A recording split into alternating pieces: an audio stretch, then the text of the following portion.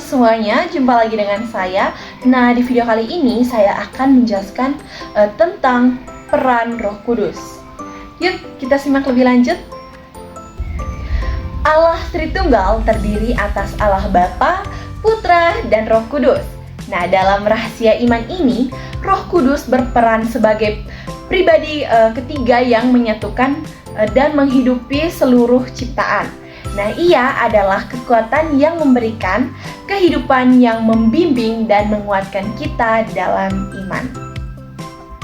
Sejak zaman Perjanjian Lama, Roh Kudus sudah hadir, sering disebut sebagai nafas Allah atau Roh Allah. Nah, ia menggerakkan segala sesuatu dari awal penciptaan.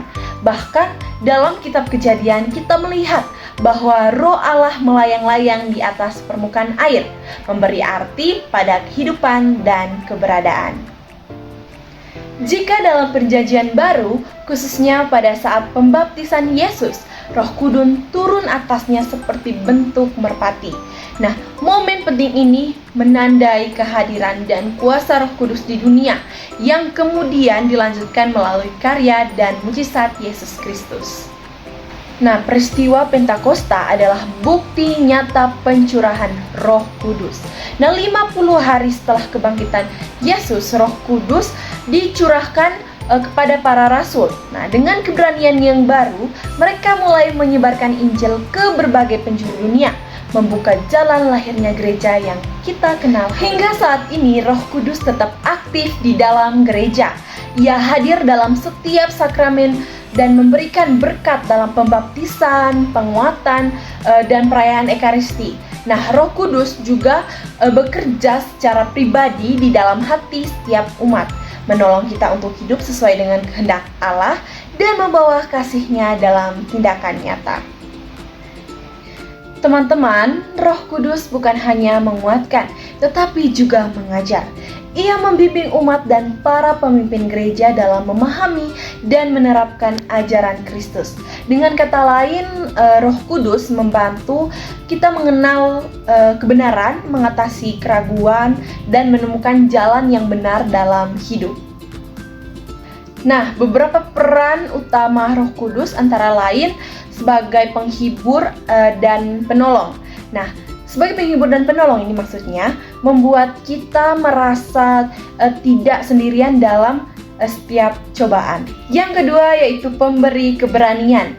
Nah, menguatkan para rasul untuk menyampaikan kabar dengan penuh keyakinan. Dan yang ketiga yaitu sebagai pengajar. Nah, sebagai pengajar yaitu menuntun gereja dan individu dalam memahami misteri iman. Lalu yang terakhir adalah sebagai pelindung. Nah, Roh Kudus menjaga kebenaran ajaran gereja dan membangun persatuan dalam komunitas. Tidak hanya itu, peran penting Roh Kudus juga terlihat dalam peristiwa Pentakosta. Nah, Roh Kudus turun atas para rasul, menguatkan mereka untuk memberitakan Injil.